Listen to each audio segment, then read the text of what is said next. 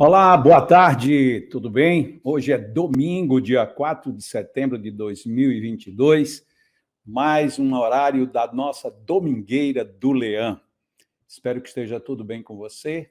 Hoje no Leão, Lar Espírita Alvorada Nova, que fica aqui em Parnamirim, no Rio Grande do Norte, cidade coladinha com a capital, coladinha com Natal. Hoje pela manhã nós tivemos mais um café cultural. Esteve conosco hoje o nosso amigo de Mogi das Cruzes, São Paulo, o nosso Vansan. Foi uma manhã memorável, super agradável em todos os sentidos. O público vibrou, o público cantou em pé, o público se movimentou. Mais uma feliz oportunidade que o Leão oferece a todos nós. E que, se você esteve presente, você sabe do que eu estou falando. Se não esteve, prepare-se, porque no mês que vem, só que não mais no primeiro domingo, e sim no segundo, porque o primeiro vai ser dia da eleição, dia 2. Então, no próximo dia 9 de outubro, nós teremos mais um café cultural, dessa vez com o nosso companheiro de Belo Horizonte, Marcos Leão. Depois anunciaremos o tema, mas já fica aí agendado, põe na tua agenda, 9 de outubro, café cultural no Leão, ok?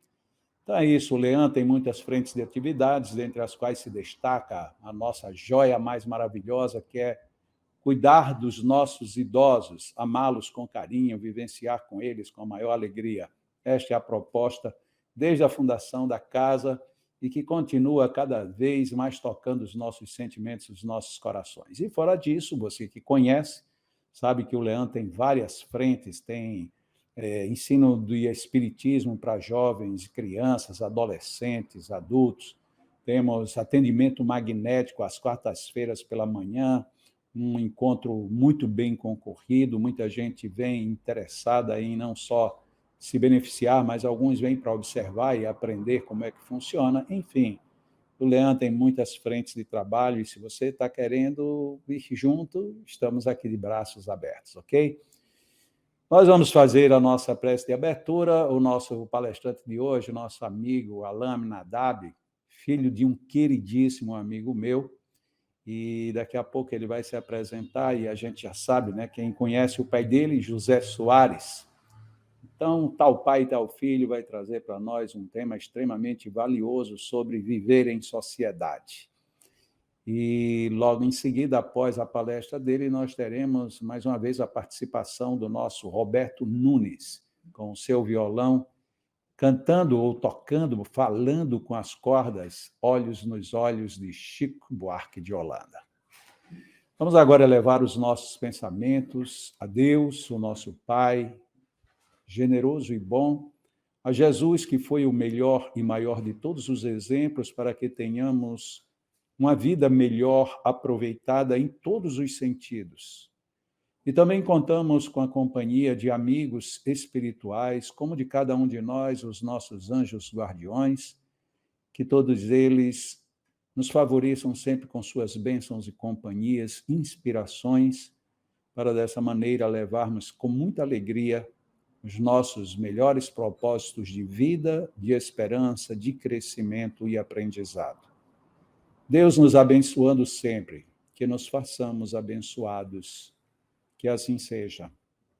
Então, como eu disse, hoje a gente vai ter o nosso querido amigo Alain Aminadab, e ele, estando aqui conosco, vai nos presentear esse tema, que é um tema que eu poderia até provocar aqui um pouco, não sei exatamente qual vai ser a abordagem que ele vai fazer, mas só para provocar, eu já pergunto a você que está aqui com a gente nessa domingueira, como é que você vive com a sociedade? A sociedade, a alta sociedade? Sim, mas a baixa também. Aquela sociedade que te trata muito bem, a familiar, aquela sociedade querida? Não, eu também estou perguntando aquela outra, aquela que você não gosta, aquela que você às vezes desconhece, ou que faz de conta que nem percebe.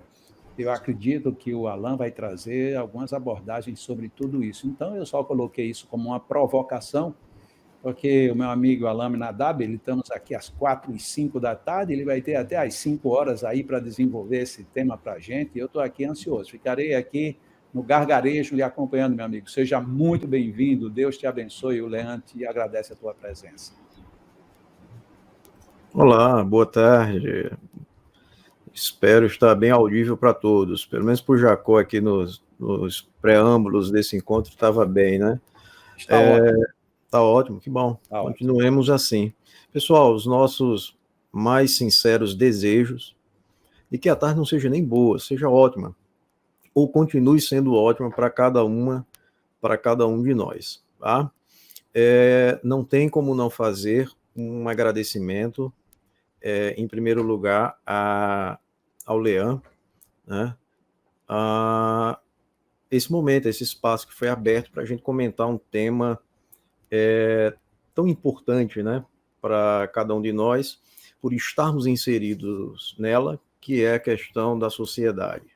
Ou como Allan Kardec trabalha com os espíritos, lá em O Livro dos Espíritos, da lei de sociedade, da vida social, e aí ele trabalha o voto de isolamento, né, o voto de silêncio, né, e depois ele faz alguma abordagem entre sociedade e família. A gente vai falar um pouquinho sobre isso hoje, tá? Mas reitero aqui os meus mais sinceros agradecimentos ao Leão, ao Lar Espírita Alvorada Nova, tá? Na figura da Lucila, na figura do Jacomelo,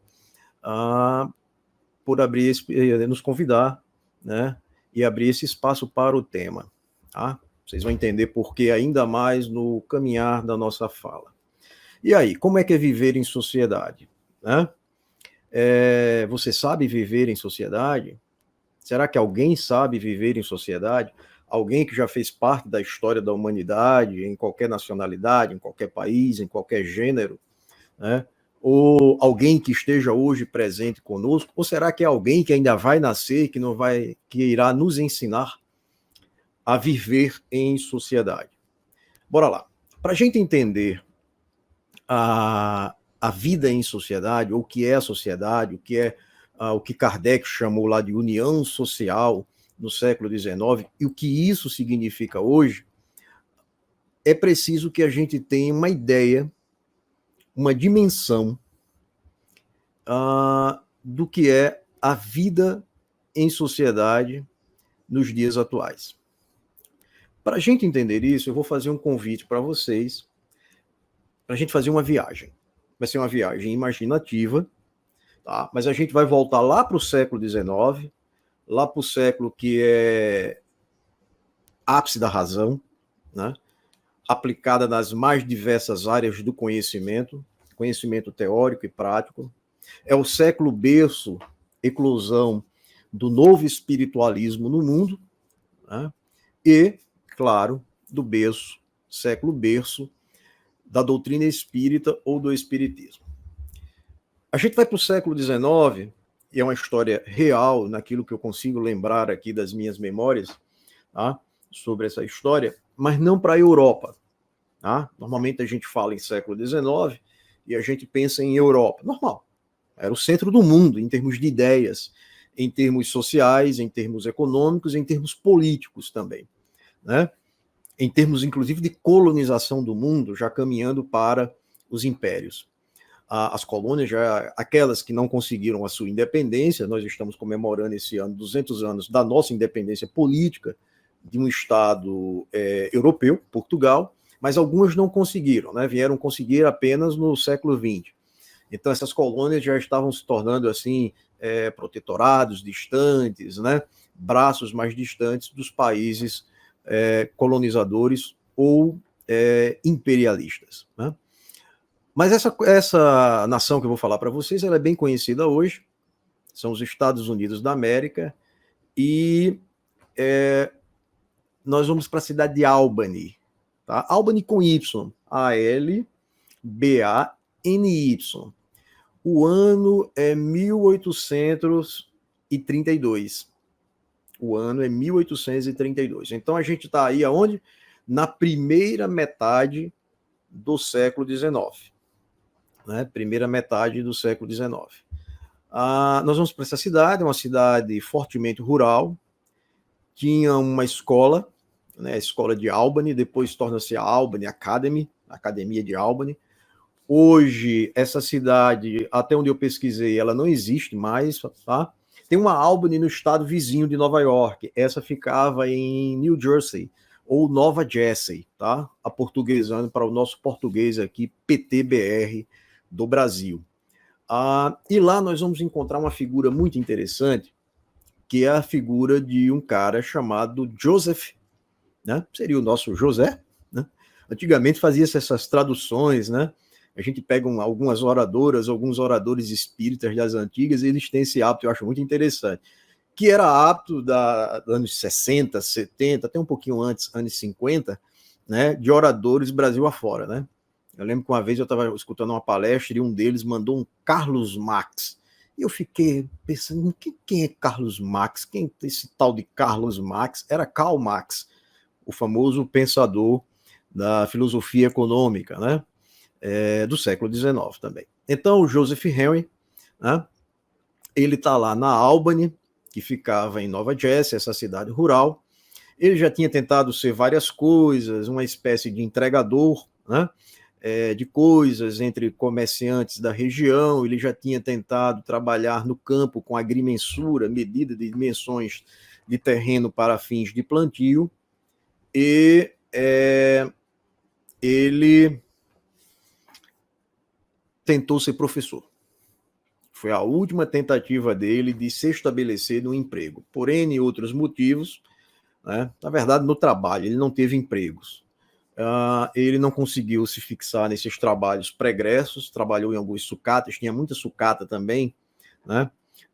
Nessa Albany do século XIX, lá em Nova Jersey, e ele então consegue um emprego nessa escola, que depois se tornaria a Academia de Nova Jersey, de Albany, como professor. Professor para o ensino que hoje seria o ensino fundamental, provavelmente Fundamental 2, eu não lembro bem, eu já li várias biografias dele, e se não me engano, as biografias não são muito específicas, ele era do ensino fundamental 2. Tá? Aquela turminha ali entre 12 a 15 anos, normalmente 11 a 14 anos de idade.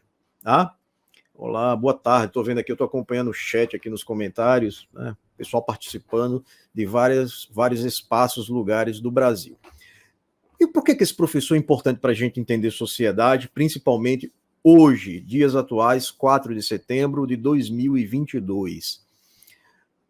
Bem, eu espero que vocês entendam. A história está só começando. É rápida, tá? Concisa. O professor Henry, um dia, ele teve acesso, né, o Joseph Henry, ele teve acesso a um artigo, né? Hoje seria um paper, um artigo científico, no caso, muito mais tecnológico do que científico, oriundo da Inglaterra. Esse artigo, ele demorou uns 3 meses para chegar nos Estados Unidos da América, não só para atravessar o Oceano Atlântico Norte, né, Nova Jersey, como Nova York, ficam a norte e nordeste dos Estados Unidos da América, mas quando ele chegou no continente, especificamente na porção, continente América, porção América do Norte, era o tempo do frio, era um fim de ano, então o material que chegava a Nova York e até Nova Jersey chegava pelo rio Hudson, falando em português, né? E o rio estava congelado. Então teve que se esperar descongelar um pouco do rio, usar um navio quebra-gelo para esse material chegar até Albany. E esse material chegou em Albany e era um artigo, né, que falava de um experimento de um oficial militar inglês, ele era do exército, tá? Um cara com uma vida extraordinária, muito bacana, vale a pena vocês conhecerem, quem quiser dar uma googada aí, né, até para ver uma gravura, não tem fotos dele, né? Tem uma gravura, alguém fez uma gravura, uma ilustração de como ele era, que era o William Sturgeon. Eu vou falar em português, o William Sturgeon, tá? O Sturgeon dele escreve S-T-U-R-G de gato, E de escola, O de óculos e o N o N final de Natal, tá? Esse cara tinha feito um experimento, né? Eu costumo dizer que ele não tinha nada para fazer, faltava um Zap bacana na época, uma rede social para ele se interter, um Telegram da vida, uma Netflix, e ele não tinha o que fazer. Na realidade, ele tinha muita coisa para fazer. Ele se dedicou muito à matemática e à física, tá? E ele fez um experimento bacana. Ele pegou um ferro, uma barrinha de ferro, tá? E deu voltas de um fio, pegou um fio de cobre, esses fios que a gente tem em casa, tá? Que a gente usa para eletricidade, para instalação elétrica, coisa e tal, e ele deu voltas nessa barrinha de cobre. Então você imagina, uma barrinha de cobre, né? Ela era encurvada, né, como uma ferradura de cavalo, né? Uma barrinha de cobre não, uma barrinha de ferro, e ele espiralou, é o termo técnico, deu voltas com o fio de cobre nessa barra de ferro, no formato de uma ferradura de cavalo. As duas pontinhas livres do cobre, né, que estava dando voltas na barra de ferro, ele ligou numa pilha de volta, uma bateria, só uma. E ele achou interessante, fazendo experimentos com eletricidade, que toda vez que ele ligava esse sisteminha, hoje a gente chama de circuito elétrico, simples, né, simplíssimo até, os metais que estavam perto eram atraídos. Passava-se a ter um efeito eletromagnético, um magnetismo de origem, de berço elétrico. Ele tinha criado, pelo menos do que se tem oficialmente como registro, o primeiro eletroímã da história. Ele escreveu um artigo sobre isso, né? Era um cara de ciências, ele escreve sobre isso. Esse artigo atravessa o Oceano Atlântico, 3 meses, e chega até as mãos do professor Joseph Henry, lá em Albany, Nova Jersey. Henry fica encantado com a descrição que está no artigo do eletroímã. Como ele era professor de uma vasta meninada, ele botou a meninada para ir nas sucatas de Albany, recolher metais, de preferência cobre e ferro, para reproduzir o experimento do William Sturgeon, em português. E ele consegue reproduzir. E isso é bacana. Isso é bacana por quê? Porque é assim que se faz ciência até hoje. Ciência se faz descrevendo um experimento que você fez aqui, de modo que qualquer outra pessoa, em qualquer lugar deste planeta, possa repeti-lo, desde que as condições em que aquele experimento foi montado e experimentado pela primeira vez possa se repetir.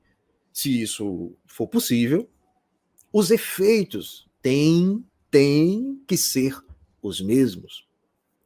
Foi o que o Henry fez. E deu certo, obviamente que deu certo, né? Então eles construíram um ímã que inicialmente ele levava 1,5 kg de sucata, de metal. Ligava o sisteminha, barrinha de ferro. O Henry não começou com a barrinha no formato de ferradura de cavalo, ele começou com a barra mesmo. Passava em volta dessa barra um fio de cobre, as pontinhas livres, ele amarrava numa bateria, ligava, conectava numa bateria uma pilha, essas pilhas que a gente compra hoje no mercadinho de bairro, na esquina, e bingo, toda vez que o sistema estava ligado, atraía metais.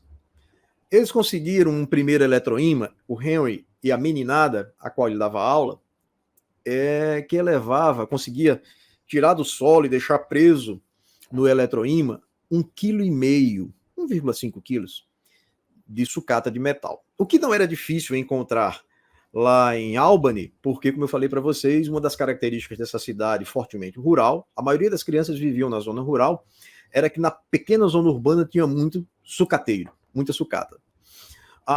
O Henry se empolgou e disse para os meninos, bora fazer o seguinte, bora dar mais voltas nesse fio aqui, para ver o que acontece. E os meninos deram mais voltas no fio, em torno do fio de cobre, em torno da barrinha de ferro, ligaram na mesma bateria e bingo, conseguiram atrair para esse eletroímã 3 quilos, o dobro, do que eles tinham conseguido no primeiro experimento. O tempo foi passando, Henry foi aprimorando o experimento, barra maior de ferro, mais fio de cobre, dando voltas nessa barra de ferro, né? Colocou a mesma bateria, depois ele colocou 2 baterias ligadas em série, 2 pilhas ligadas em série, e aí ele já conseguiu erguer 10 quilos. Os meninos adoravam quando ele desligava o sistema, que caía a sucata, fazia um barulho, era uma festa. Tá? Em todas as biografias, são poucas dele, tem essa nota lá, né? A meninada sendo criança, né? Criança sendo criança. Isso é muito bom. E ainda mais, vivendo essa felicidade, lidando com ciência, né? E ali, não só lidando com ciência, ajudando o Henry a construir eletroímãs cada vez maiores. Um ano depois do primeiro experimento, Henry já tinha construído com a meninada, lá em Albany, um eletroímã capaz de erguer 300 quilos de metal. Vocês já imaginaram o que é 300 quilos de metal? Vocês devem estar imaginando o som do metal caindo e a meninada fazendo a maior festa, né? Porque deve ser uma barulheira sem fim. Ou como eles dizem hoje, para a gente não ser tão cringe, né? Uma zoeira sem fim, né? Então, olha só o que o Henry conseguiu em um ano. Tem um vídeo no YouTube, quem quiser dar uma olhada, coloca lá Joseph, com PH, Joseph, Henry, H-E, ou E, como queira pronunciar, N de Natal, R de Rei e Y no final. Tá? Vai aparecer um senhor, né? No Google você vai pesquisar, vão aparecer imagens, tópicos, né? Vai aparecer Joseph Henry e o eletroímã, né? E vai aparecer uma imagem dele, né? Um senhor, tem uma foto dele, ele já com uma boa idade, ele está com 60, 70 anos, que para aquela época era uma idade avançada, hoje é um menino, né? Ou uma menina, e vocês vão ver vídeos. Tem um vídeo muito bom que é do Smithsonian, tá? Que é um instituto para preservação da memória científica e tecnológica dos Estados Unidos. Ele é uma parceria público-privada, mas ele é público, né? Primordialmente, o Smithsonian ele é público, tá? Escreve Smith em português, Sonian, tá? S-M-I-T-H-S-O-N-I-A-N, se eu não me engano. Tá? Muito bacana acompanhá-lo nas redes sociais e ele tem vídeos, eles têm um canal no YouTube muito legal. Tem um canal em português, estava sendo veiculado aqui no Brasil, equivalente ao Discovery Channel, né? Ao canal do Discovery, ou seja, dedicado à ciência, tecnologia e tudo mais, tá? E chamava-se, ou chama-se, Smithsonian Channel, tá? Quem quiser dar uma olhada. Mas esse é o canal deles na internet, no YouTube. E lá tem um vídeo mostrando o último eletroímã construído pelo Henry. Eles guardaram, eles não preservam a memória científica, tecnológica, norte-americana, estadunidense. Então eles guardaram lá esse último eletroímã, ele eleva quase 1 tonelada, pertinho ali de 900 quilos de metal. Tá? Acho que é nesse vídeo que tem até uma garotinha, né, afro-norte-americana, ela perto lá, apertando, fechando o circuito, o eletroímã erguendo, tá? Mas como é dentro de um museu, não está erguendo 900 quilos. Eles colocaram um peso menor lá, tá? Mas considerável, se eu não me engano, é uma bigorna de 90 quilos, e o eletroímã tira lá do chão, né? A turma acha aquilo bacana, acha legal. Tá, Alan, o que é que isso tem a ver com sociedade? Né? Nada a ver até agora, né? A história vai começar a mudar para ainda melhor quando um determinado dia, na sala do professor Joseph Henry, lá em Albany, vai aparecer um cara chamado Samuel. Samuel era o que à época chamava de um dandy. O que é um dandy? D-A-N-D-I. Um dandy seria hoje um boa-vida. Né? Em francês seria um bon vivant, né? Aquele cara que a família é muito rica, mas muito rica, né? E diz assim, olha, faça o que você quiser da vida. E ele foi ser o que na Idade Moderna, né? Ali no início da Idade Moderna, século XV para XVI, seria um mecenas. Né? Uma pessoa que tem muitas posses e que investe em quê? Em arte. Ele gostava muito de teatro, de música, óperas, e claro, o Samuel vivia na Europa. Ele era de família norte-americana, mas ele vivia na Europa. E ele soube dos experimentos do Henry. Né? E aí ele faz o quê? navio, não tinha avião na época, né? Navio atravessa o Oceano Atlântico Norte, vai até Albany, bate literalmente na porta do professor Joseph Henry e diz assim: olha, as notícias dos seus experimentos chegaram lá na Europa, né? Eu sou Samuel, sou filho de pais norte-americanos, de ascendência inglesa, para variar, mas nasci aqui em solo estadunidense e eu soube dos seus experimentos e quero ver a coisa funcionando, erguendo quilos e quilos de metal, porque eu tenho uma ideia para te dar, né? E aí o Henry demonstra para ele, o Samuel, o eletroímã. Eu não lembro qual era o peso de metal que erguia, mas já era uma quantidade considerável, né? E o Samuel diz: ó, seguinte, bacana, funciona, legal, impressionante. Eu vou te dar uma ideia. Nós vamos fazer o seguinte: nós não vamos mais ficar elevando metal com isso daí, não, tá? Para isso, o teu eletroímã mostrou que é muito viável. Não era nem viável, era muito viável. Viabilíssimo até. Nós vamos fazer o seguinte: a gente vai pegar, Samuel falando pro Henry, a gente vai pegar a barrinha de ferro, vai continuar dando voltas em torno dela, tá? Tem um vídeo no Manual do Mundo. Manual do Mundo é um canal muito bacana de um brasileiro. Esqueci o nome dele. Se alguém souber, coloca aqui no chat. Se não me engano, ele é paulistano, tá? Ele tem livros do Manual do Mundo. Tem um vídeo do Manual do Mundo só sobre eletroímã, tá bom? Eu acho que ele fala um pouquinho sobre o Henry e o Samuel lá, tá? E ele mostra como é que você faz em casa, usando um prego, fio desse que todo mundo tem. Se brincar, o fio do varal não é de nylon, é um fio elétrico, né? Tem gente que faz o varal de fio elétrico. E ele ensina como é que você faz com uma pilha simples em casa, um eletroímã bem bacana. E bora dar outra utilidade a isso, disse o Samuel pro Henry. Aí o Henry disse: como? A gente pega a barrinha de ferro, enrola com o fio de cobre, liga as extremidades livres, as duas, do fio de cobre, na pilha, mas a gente deixa esse fio que sai do ferro, né, do núcleo de ferro, e a pilha bem distante, tá? A gente vai deixar a pilha aqui na sua sala, e na sala do professor vizinho aqui, a gente vai deixar, já que o fio de cobre vai ficar bem grande agora, né, extenso, a gente vai deixar o prego com o corpo dele, do prego, enrolado com o fio de cobre, lá na outra sala. E o fio vai sair pelo corredor, disse Henry. Vai sair pelo corredor. A gente vai deixar a porta aberta aqui, tá? A gente fica aqui com a pilha, sai o fio pelo corredor, os dois fios, até o prego no aposento vizinho, no cômodo vizinho, que era a sala de outro professor, lá espiralado com esse mesmo fio. De modo que, quando a gente ligar a pilha aqui e der energia no sistema, lá na outra sala, o eletroímã aparece, e para a gente ouvir, a gente vai colocar uma sineta. Tá? A gente coloca uma sineta, porque a gente não vai estar lá, vai ter uma parede aqui entre uma sala e outra, a gente não vai conseguir ver, e a sineta vai badalar e a gente vai ouvir. Né? O sino vai tilintar, a gente vai ouvir.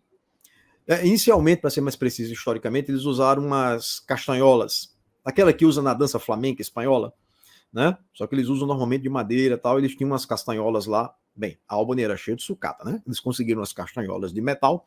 Quando o ímã, o eletroímã funcionava na outra sala, que eles fechavam o circuito na sala do Henry, eles ouviam a castanhola de metal tilintando, badalando. Então, opa, funcionou, né? Aí o Samuel disse assim: agora para a gente não ter que ficar, coloca os fios na bateria, tira os fios da bateria, a gente solda os fios na bateria, nos polos positivos e negativos da pilha, tá? E a gente coloca um interruptor que abre e fecha o circuito. Desses interruptores que a gente tem em casa, que abre o circuito, desliga a lâmpada da sala ou do banheiro, fecha o circuito, liga a lâmpada do banheiro ou da sala. Simples, muito simples. E toda vez que eles fechavam o circuito, as castanholas tilintavam, né, na sala vizinha. Eles tinham acabado de inventar o telégrafo. Henry vai patentear o telégrafo. Porque, a partir desse sistema simples, eles criaram uma revolução na forma da gente se comunicar. Em 6 meses, toda a escola de Albany, a futura Albany Academy, Academia de Albany, estava interligada por fios telegráficos. Porque toda vez que alguém queria conversar com alguém distante, não precisava mais mandar um intermediário ou ir pessoalmente. Você conversava via telégrafo. Apertava o interruptor, fechava o circuito, o sino badalava lá distante, na sala vizinha ou num outro prédio, edifício da Albany Academy. Abria o interruptor, o eletroímã deixava de funcionar como eletroímã, não badalava, não tilintava nada. Né? Claro que esse processo foi sendo aprimorado. Em 1 ano, todo o estado de Nova Jersey e uma parte de Nova York já estava coberto por linhas telegráficas. Em 1 ano e meio, toda a costa leste dos Estados Unidos estava coberta por redes telegráficas. Em 2 anos, essa rede iniciou seu deslocamento para a costa oeste dos Estados Unidos. Como assim, Alan? Com a expansão para o oeste. Com a expansão para o oeste distante. O Far West, que gerou até um gênero cinematográfico, né? O faroeste. Então, à medida que os trilhos de trem, essa expansão foi baseada principalmente em linhas férreas, né? Tem até uma série que eu nunca lembro o nome dela, daquele canal norte-americano, AMC, tá? Que é maravilhosa. Ela passou aqui no Brasil pela HBO, né? Aquele grupo norte-americano HBO. Eu esqueci o nome. Tá? Se alguém lembrar, coloca aqui. Maravilhosa, que é exatamente essa construção, a série sobre a construção das linhas férreas como um estímulo a povoamento urbano, que existiam os povos originários, e a gente sabe o fim trágico que eles tiveram com essa expansão norte-americana para o oeste. À medida que eles iam construindo estradas férreas, né? Iberê, muito obrigado. Né? Alzenete está falando aqui. Muito obrigado. É o Iberê mesmo, é ele, do Manual do Mundo. Tá? Então, olha só, e tem um livro do Manual do Mundo.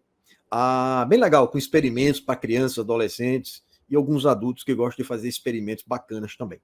Olha, então eles iam construindo as vias férreas, e à medida que eles iam construindo as vias férreas, as linhas de trem, né, eles iam posteando e passando fios telegráficos.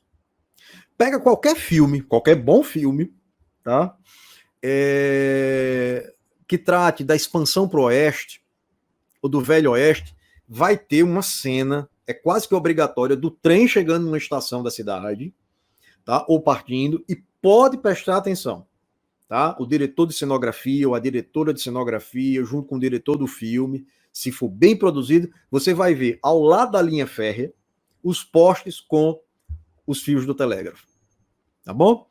Às vezes a cena é dentro do trem, tá sendo filmada a bancada onde estão os personagens conversando ou vivendo alguma sequência importante para a narrativa, e na janela você vai ver uns postes passando. Se der para ver no enquadramento, você vai ver os fios, são do telégrafo. O mundo, a partir desse momento, começa a se tornar uma aldeia global, porque se comunica mais rápido. Antes, uma mensagem demorava meses para trafegar dentro do Brasil. Segundo o Luiz da Câmara Cascudo, nosso pesquisador local, brilhante pesquisador local, se eu não me engano, é no livro História da Cidade do Natal.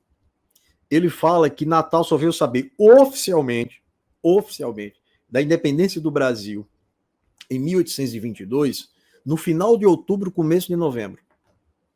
Porque a informação vinha a cavalo. Quando vinha a cavalo, torcendo para não acontecer nenhum ruído no meio do caminho. Ou seja, o cavalo passar mal, o cavaleiro, ou cair numa ribanceira, ou perder a carta, o telegrama oficial, informando aos gestores aqui da capital, da região, que o Brasil encontrava-se independente politicamente de Portugal. Era agora uma ex-colônia portuguesa, com autonomia, obviamente, política. O mundo, as cidades que eram ilhas isoladas, então, passam a fazer parte de um grande arquipélago global, permitido, possibilitado pelas comunicações. À época, telecomunicações, tele vem do grego, à distância, televisão. Aqui tem uma atrás, ó. televisão, visão à distância. Eu ligo aqui e vejo quem está. Hoje é domingo, né? Eu vou pegar aqui um programa icônico da TV aberta, né? O Silvio Santos. O Silvio Santos está lá em São Paulo, não sei nem se ele está apresentando o programa, era a filha dele, né? Dia desse eu passei em frente à TV, era uma das filhas dele. Está lá ao vivo e eu estou assistindo aqui numa visão à distância, televisão. Então, essa telecomunicação permitida pelo telégrafo tornou as cidades mais próximas umas das outras. Negociações comerciais, negócios pessoais, questões familiares, troca de conhecimento, informações passaram a trafegar não mais na velocidade do cavalo, do galopeio de um cavalo, mas na velocidade impressionante da eletricidade. É esse primeiro momento que permite esse momento de eu estar aqui com vocês agora. É essa mesma eletricidade, em outros moldes, aprimorada, que permite a gente estar aqui agora, vocês aí online, num tablet, num smartphone ou celular, como queira chamar. Numa TV, você pode estar me vendo numa TV Smart como essa aqui, ó, aqui atrás. Você pode estar me vendo num notebook, num netbook, você pode estar me vendo num PC de mesa, mas de alguma forma você está me vendo quase que em tempo real. E tudo começou lá atrás, com experimentos feitos por um oficial inglês do Exército e levados aos seus aprimoramentos tecnológicos até a criação do telégrafo por um professor do Ensino Fundamental 2, lá em Albany, no século XIX, nos Estados Unidos, com a ajuda dessa mente brilhante do Samuel, que já era muito rico e ficou mais ainda porque ele criou uma linguagem para conversar no telégrafo. Vocês vão dizer assim, mas eu nunca conheci essa linguagem, esse tal de Samuel. Que linguagem é essa? A linguagem do Samuel? Não, é porque uma parte de vocês provavelmente não conhece o nome da linguagem como o nome dele, mas como o nome da família. A família dele é a família Morse. Samuel é Samuel Morse. M-O-R-S-E. Ele criou um código. O código que hoje leva o nome dele. E tem filmes que aparecem, aquele filme O Náufrago, com o Tom Hanks, ele usa o código Morse, vai passando um navio no horizonte, é um avião sobrevoando a ilha, ele é um náufrago, né? Ele usa a lanterna lá para comunicar. SOS, SOS em português, Save Our Souls, salve as nossas almas, usando o código que Samuel criou para conversar no telégrafo. Né? Claro, Samuel patenteou o telégrafo junto com Henry, patenteou o código, se era rico ficou mais ainda, né? Mas deixou um presentaço para a humanidade. Ele nos tornou ainda mais sociedade. Porque a sociedade ela não acontece apenas na presença física hoje. Ela acontece também na presença virtual. E é isso que a gente está fazendo aqui agora. Da mesma forma que a gente precisa amplificar, da mesma forma que essa sociedade virtual, através das tecnologias, foram amplificadas a partir do telégrafo, a gente precisa amplificar, nós precisamos, a partir de mim, amplificarmos a nossa noção de sociedade. Não é mais aquela da época do Henry, dos espíritos, de Kardec, ou do Morse, ou do William Sturgeon. Não, é outra. E nós estamos vivendo essa outra realidade aqui agora. Não é bacana? É muito legal, não é? Imagina o que é que não vem por aí com os 5Gs da vida, com o 6G, os 6G, a sexta geração de utilização da rede de telefonia móvel para tráfego de dados, já está em pesquisa. O que é que não vem por aí? A doutrina espírita está tão bem situada no século XIX que os espíritos e Allan Kardec, eles usam de termos da telegrafia. O meio de comunicação entre um telegrafista e o outro, na doutrina espírita, lidando com a possibilidade da comunicabilidade com os espíritos, a gente chama de médium. E o telegrafista e o outro telegrafista é o encarnado e o desencarnado. Na época de Allan Kardec, não se sabia dos elétrons ainda. Os elétrons uma descoberta à parte, que é outra história maravilhosa, deslumbrante. Né? Num outro momento eu posso até contar para vocês. Se encaixando na palestra, né, a gente conta. Tá? se pensava que era um fluido elétrico que corria dentro dos fios, como uma corrente de um rio. Tanto que nós herdamos esse termo na eletricidade hoje, na física, né? A física não chama mais de eletricidade, chama de eletromagnetismo, tá bom? Que é outra história também muito legal, muito bacana. Mas na época do Henry, do Kardec, dos espíritos, do Samuel, né, do Max, que eu citei, que é dessa época também, não se sabia dessa história de elétron, se achava que era um fluido elétrico que corria dentro dos fios. Quando você abria o interruptor, o fluido deixava de correr, como a correnteza de um rio, ela era quebrada, colocava-se uma barreira, uma barragem, uma represa, e aí o eletroímã não acontecia, e o telégrafo não funcionava. Mas quando você fechava o interruptor, tirava a barreira, tirava o represamento, sumia a represa, e na cabeça deles o fluido elétrico corria nos fios. Por isso que Allan Kardec pergunta nos textos espíritas fundamentais, ou os textos fundamentais do espiritismo, ele pergunta, esse fluido que vocês estão falando aí, é aquele mesmo fluido que corre nos fios da eletricidade? Ele está muito bem inserido como pensador, o Allan Kardec, e os espíritos que respondem também, no contexto do século XIX. Mas nós estamos em outro contexto. Nós estamos no contexto do século XXI. O que foi que aconteceu? O telégrafo virou isso daqui, ó. Ou chegou a isso aqui. Vocês estão me vendo e me ouvindo e vendo eu balançar os braços, né, em tempo quase que real. Eu digo quase que real porque sempre tem um delay, né? Sempre tem uma demora. Tá bom? E o que aconteceu com a sociedade? Interconectou-se. Você quer saber se teu filho está legal hoje em algum lugar do planeta? Como dizem por aí, passa um zap. Ou um Telegram. Ou ambos. Hoje, quando alguém quer conversar comigo, principalmente profissionalmente, eu tenho perfis em ambos aplicativos de mensagens instantâneas, eu digo, ó, manda para os dois, porque um eu vejo. Né? E ultimamente eu estava vendo mais no Telegram, porque eu estava com um problema aqui, houve uma atualização do meu dispositivo móvel, smartphone, é Android, e ele deixou de me apresentar as notificações do WhatsApp. Né? Então manda para os dois. Olha como mudou. Claro que o conceito de sociedade mudou. Surgiu até uma ciência. Surgiu até uma ciência. Uma ciência social. Na verdade, são ciências sociais. Para estudar esse fenômeno chamado sociedade. Olha que legal. Olha que bacana. E aqueles conceitos do século XIX, que eram fortemente centrados no indivíduo, passam a ser vistos sob um olhar coletivo.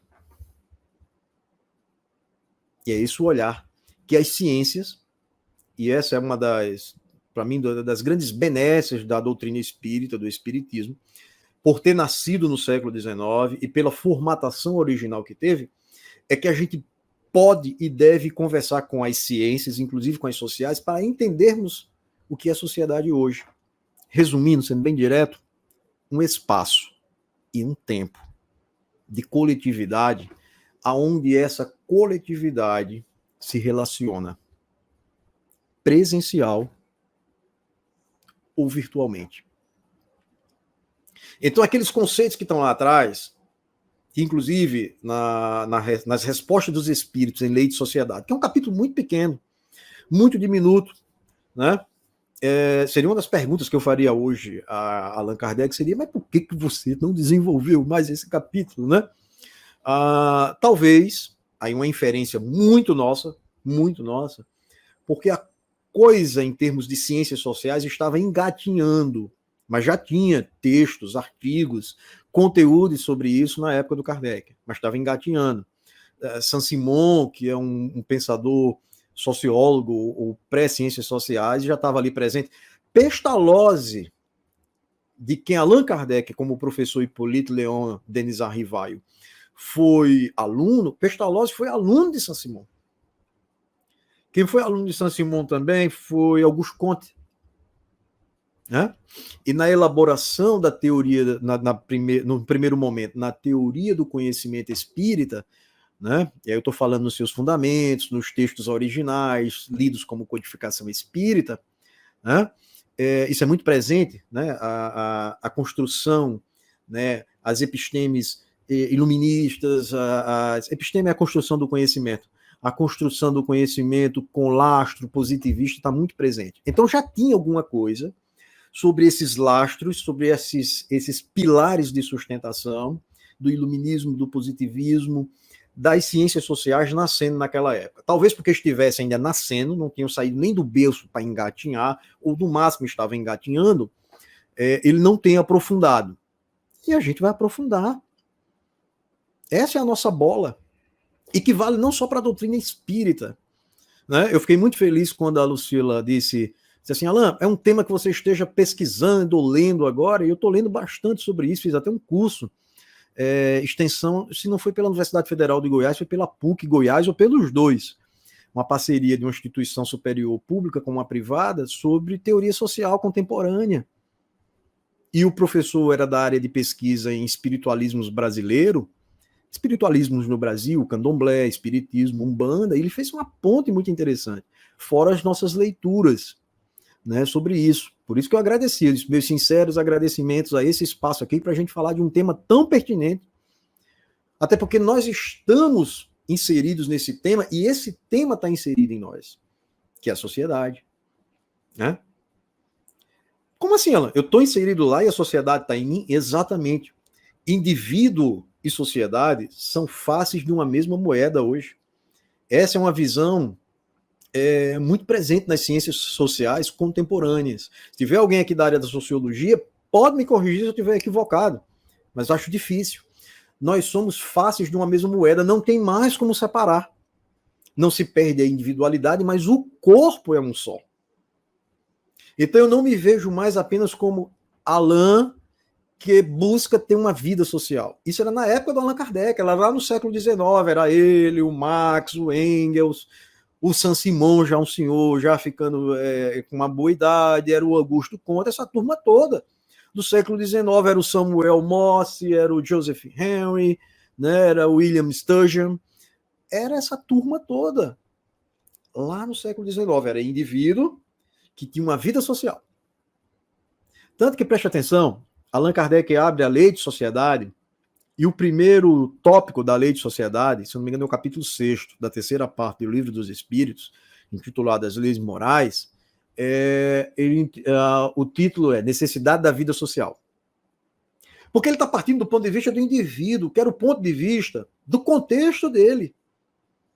Não só do contexto de tempo, estou falando muito aqui do século XIX, mas do contexto Europa. Ele está falando como um europeu para o mundo. Então, nessa fala dele, ele está falando de um indivíduo para o mundo, de um indivíduo para a vida social.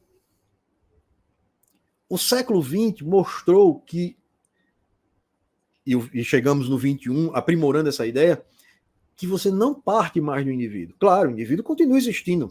Cá estou eu falando com vocês. Eu tenho uma individualidade, isso é indiscutível. Mas ele está inserido na sociedade e a sociedade está nele. E ela influi na nossa língua, na forma que a gente fala.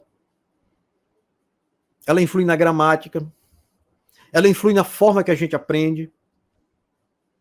Hoje, na forma que a gente lida com o outro. Ela influi na própria relação social.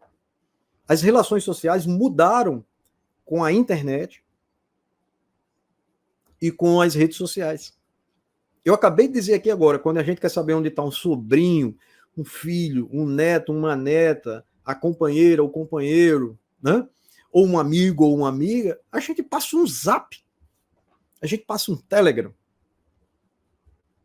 Quando liga, a gente já fica preocupado, não é não? Eu fico.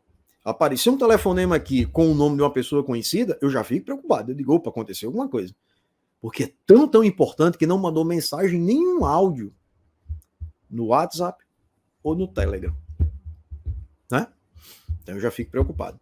Né? Aconteceu agora há pouco, eu estava com problemas de conexão, quando eu vi o ícone na minha barra de notificação aqui no celular, um telefonezinho, alguém ligou. Eu digo, opa, vou ver quem ligou. Quem era? Lucila. Eu digo, opa, a Lucila ligou para mim, então é porque, né, alguma coisa grave aconteceu nesse momento, era ali 20 para as 4, naquele momento de bastidores que a gente tem aqui, preparando o ambiente para poder conversar com vocês aqui de uma forma muito tranquila. Eu espero que esteja acontecendo assim agora. Então, essa visão de sociedade, né, ela passa a incorporar o indivíduo e o indivíduo está incorporado nela. E é aí que está a beleza do horizonte que a gente pode divisar para frente. Que a gente já deveria ter feito a partir de mim há um certo tempo, mas não fizemos. Tudo bem. Como diz a juventude hoje, tá de boas, né? Toca para frente, professor, como eles dizem para mim, né? Toca para frente, professor. Se não fez antes, faz agora. Que é pensarmos essa realidade social inegável que prevalece sobre o indivíduo, ou deveria prevalecer, porque alguns indivíduos são renitentes, teimosos nessa prevalência, eles não querem ver essa prevalência, sob uma perspectiva espiritualista, obviamente espírita também. Vou dar 2 exemplos. O primeiro sobre indivíduos teimosos ou teimosas, renitentes, quanto a não entender da prevalência da coletividade sobre o indivíduo. Existe essa prevalência. São 2 elementos de uma mesma moeda, mas a coletividade, a sociedade deve prevalecer. Vacinas. Eu conheço gente, a maioria em redes sociais, ainda bem distante de mim, que não se vacinaram.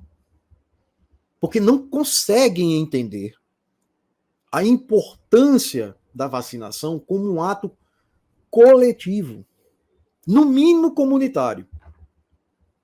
No mínimo comunitário, usando das teses de Ferdinand Toni, que por sinal é um contemporâneo também de Kardec, do Espiritismo, que já contribuía com essas discussões entre comunidade, sociedade, conceitos e aplicações práticas lá no século XIX, mas que ainda são válidas hoje.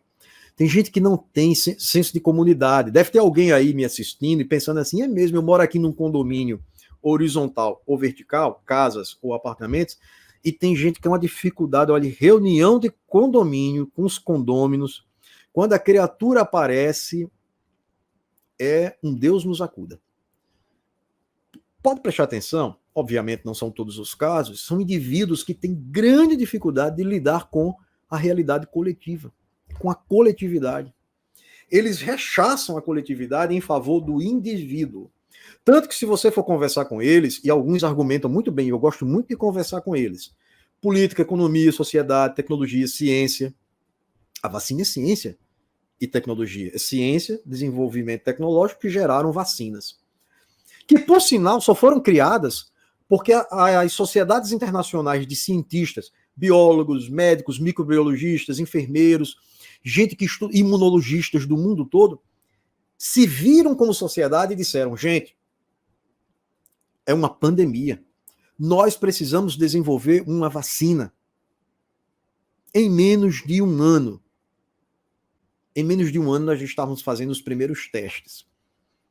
Com a Pfizer-BioNTech e com a Oxford-AstraZeneca. E um pouquinho de um ano depois, o Brasil, né, um exemplo para o mundo, numa parceria entre Instituto Butantan e tecnologia chinesa, desenvolvemos a Coronavac. E agora, essa semana retrasada, eu fiquei felicíssimo. Essas coisas literalmente me tocam, né? Principalmente quando se fala em ciência e tecnologia no Brasil. Desenvolvemos a primeira vacina contra a Covid, na verdade, contra o vírus, para que evite a doença, totalmente brasileira. Totalmente nacional. Isso é muito bom. Por quê? Porque esses grupos se viram como uma grande sociedade científica. Os papers sobre a vacina, as vacinas em desenvolvimento, eles não passavam nem por revisão por pares, o que é algo obrigatório. Obrigatório no campo científico-tecnológico. Você escreve um artigo e manda para o seu par. O seu par é alguém da sua área que vai analisar o seu artigo. E vai dizer, corrija aqui, corrija lá, não consegui replicar aqui, olha, você fez alguma coisa bacana aí, vou tentar fazer aqui também. E aprimorar. Não, essas barreiras caíram. E essa coletividade científica, tecnológica, essas mentes brilhantes do mundo todo, se uniram em torno de um bem comum. Olha aí o social, trabalhando pelo bem comum. Hoje eu pergunto para os espíritas, para os espiritualistas, tenho grandes amigas e amigos, o candomblé é pouco, mas umbandistas, adoro conversar com eles, acho muito bacana. São outras experiências de espiritualidade, né? São outras experiências culturais, riquíssimas também. E fora conversar com os espíritas, né? As amigas e os amigos espíritas. E aí eu pergunto para eles assim, e aí? Qual é a principal transformação? Para a gente fechar, faltam 5 minutos aqui. Até as 17 horas, né? São 16h55. É a do indivíduo ou é da sociedade? Aí a maioria dos espiritualistas, os espíritas, então, dizem assim: é a transformação moral do homem, porque aí a sociedade muda. Hoje, não é mais assim. Hoje a gente começa a transformar o social para o indivíduo se transformar. Veja só, a transformação do indivíduo continua existindo. A transformação do indivíduo continua existindo, mas ela começa na coletividade. Ela começa lá fora. E olha que eu nem falei em política. Às vezes eu falo isso, não cito o exemplo das vacinas, e as pessoas falam, tá falando em política. Não estou falando em política. E a política que eu estou falando aqui tem até um cunho, até porque a gente está no momento de campanha eleitoral, tem um cunho partidário. E não é essa política quando eu falo de política, porque eu não falo de política partidária. Eu não tenho o menor interesse. Quer dizer, tenho eleitoralmente falando, né? Eu quero ver a proposta de um, de outro, né? A cada 2 anos a gente passa por esse processo, que é um processo muito bem-vindo, dentro daquilo que a gente consegue, por enquanto, executar de democracia. Mas quando eu falo de política, eu falo de política científica. Foi isso que as cientistas fizeram. Eles tiveram que mudar a política de se fazer artigos, de se fazer pesquisas, de se elaborar papers, para que a vacina pudesse correr mais rapidamente. As barreiras para publicações científicas foram afrouxadas mesmo, flexibilizadas, para que as vacinas pudessem ser desenvolvidas e chegar a tempo de salvar o máximo de vidas possível. Veja só, é um movimento coletivo no campo científico, de bases políticas, porque a relação entre o indivíduo é uma relação política. Política vem do grego, polis, é viver na polis. Tá? Eu estou usando aqui, quem for da ciência política, me permite, estou usando a concepção filosófica. Tá?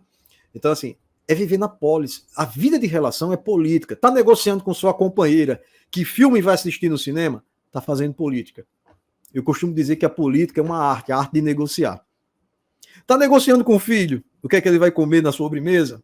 Está teimoso, não quer comer o carboidrato no almoço, o arroz e o feijão, já pensando no sorvete ou no chocolate?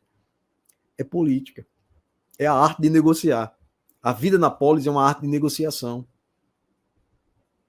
influindo sobre o indivíduo. Essa visão vai ser construída.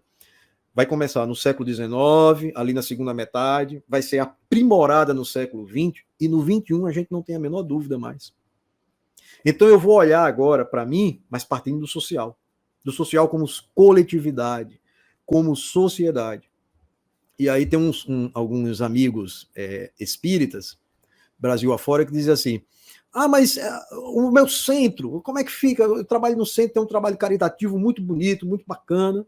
Você continua fazendo o trabalho caritativo de socorro aos idosos, às mães que não têm muitas vezes um enxoval para receber o filho que está gestando, a filha que está gestando, o prato de comida, a sopa na esquina, né? Porque o indivíduo não tem nem abrigo e nem prato de comida, mas você também vai perguntar se antes agora, é isso que as ciências e a modernidade e a contemporaneidade nos chama, né, nos conclama, por que ela não pode comprar o enxoval? Por que ele está na esquina e eu estou tendo que levar o agasalho para ele não morrer de frio numa noite de inverno? Eu tive que andar em São Paulo, na última visita que eu fiz em 2015, eu tive que descer uma calçada porque eu contei 18 pessoas dormindo. Na maior capital da América Latina. Dormindo na calçada, com frio. Está lá o padre Júlio Lancelotti fazendo um trabalho belíssimo. Falta 1 minuto, vou encerrar. Ele não deixou de fazer a caridade. Ele não está deixando de se transformar individualmente. É um exemplo ímpar para todos nós. Inclusive está sendo ventilada aí justamente a sua indicação ao Prêmio Nobel da Paz desse ano. Merece. Pelo trabalho que ele faz nas ruas e as agressões que ele sofre, sabe de quem? De pessoas que não conseguem ver a coletividade. Porque além de dar a sopa, o remédio, o cobertor, a vestimenta, o banho, o corte de cabelo, ele trabalha, e às vezes chega até a ter ligações realmente políticas partidárias, com várias bandeiras, né? para que o morador não precise mais ficar na rua.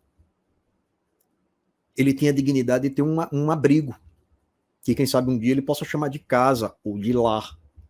Para que ele não precise mais da sopa, ele possa trabalhar, ter ganhos para o seu trabalho, ir numa padaria e tomar a sopa que ele quiser, se ele quiser tomar sopa.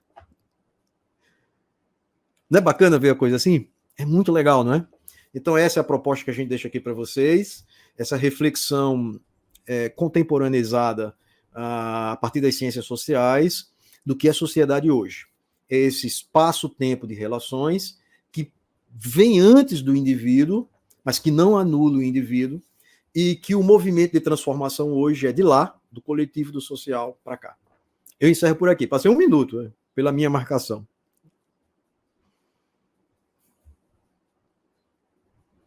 Tá sem áudio, Jacó. Até eu também me esqueço de vez em quando de ligar esse som. Muito obrigado, Alan, foi maravilhoso. Inclusive, eu gostaria aqui de atender um pedido da Lu, que você, mesmo quando a gente terminar a live, você continue aí, que ela quer dar uma palavrinha no final, tá bom? Mas é muito bom a gente refletir. Eu acredito que não só eu acredito, mas é algo que eu realmente tenho uma vibração interior, já desde muito jovem, de que o espiritismo ele não é uma doutrina que vai jogar um modelo para a gente ter que se encaixar dentro daquilo. Pelo contrário, é uma expressão em que a gente se permite investigar, ir adiante, testar novas experiências e, dessa maneira, não só a gente crescer, mas, ao mesmo tempo, fazer com que tudo em nosso derredor também progrida. Porque, do contrário, a gente estará apenas fazendo exercícios egoísticos com disfarces de nomes, às vezes, pomposos. O bem, ele não é necessariamente uma conquista de um céu particular. Eu não faço ou deixo de fazer alguma coisa porque eu quero um dia chegar no mundo espiritual vestido de ouro. Na realidade, a proposta é muito mais útil e muito mais consentânea com todo o princípio que a gente tem aprendido no Espiritismo, está exatamente dentro de toda essa expressão que o nosso Aminadab colocou de uma maneira extremamente apropriada e feliz. Agradeço em meu nome, em nome do Leão, e eu sei que muitas pessoas aqui presentes também te agradecem, meu amigo, por isso, tá bom? Convido agora o público para que a gente faça uma prece. Se você quer magnetizar a sua água, esta é a hora. Lembrando que logo em seguida a gente vai ter a música com o nosso amigo Roberto Nunes. E também quero lembrar já de antemão que o nosso próximo Café Cultural acontecerá no 2º domingo de outubro, que é sempre no 1º, sempre não, quase sempre. Porque no 1º domingo de outubro nós teremos as eleições. Então, será no 2º domingo, dia 9 de outubro, e estaremos com Marcos Leão, de Belo Horizonte, e que ele sempre traz umas abordagens muito ricas e tenho certeza que será interessante para todos nós, tá bom? É isso, vamos juntos fazer essa nossa oração. Se você tem aí a sua água, pegue a sua água para magnetizá-la. Eu tenho uma, inclusive, aqui, que eu ganhei aqui em homenagem ao Dia dos Pais. Vou aproveitar, deixar minha água bem magnetizada e que você também possa desfrutar desta oportunidade. Deus, Pai amado, agradecidos estamos pelo dom da vida, pelo dom da razão, da lógica, mas também pelos dons da emoção, do conhecimento bem aplicado e das companhias que, de alguma forma, estão sempre nos ensinando. Seja aquilo que nós devemos fazer ou aquilo que a gente deve apenas observar, apurar melhor para fazer o nosso próprio crescimento. E contamos desde o início com a participação dos nossos amigos e anjos espirituais, os quais nós convidamos para magnetizarem junto conosco as nossas águas, para que, cheias desta boa energia, destes fluidos de harmonização, tanto fisiológicas como psicológicas, para que tudo isso faça o melhor bem a cada um de nós. Confiemos sempre na força do bem e sejamos bons em nome do bem maior. Que Deus nos abençoe este final de domingo e que tenhamos mais uma semana gloriosa. Que assim seja. Então, como eu disse, vamos ter agora aí o Roberto Nunes e deixo aqui o meu abraço para todo mundo, renovo minha gratidão ao Alan e muito em breve espero que a gente esteja aqui para curtir com você aí. Você deixou aí pelo menos 2 ganchos de 2 assuntos para a gente depois, Lucila, meu amiguinho, você se lembra que você propôs que se tivesse tempo? E aí, quem sabe a gente pega isso, tá bom?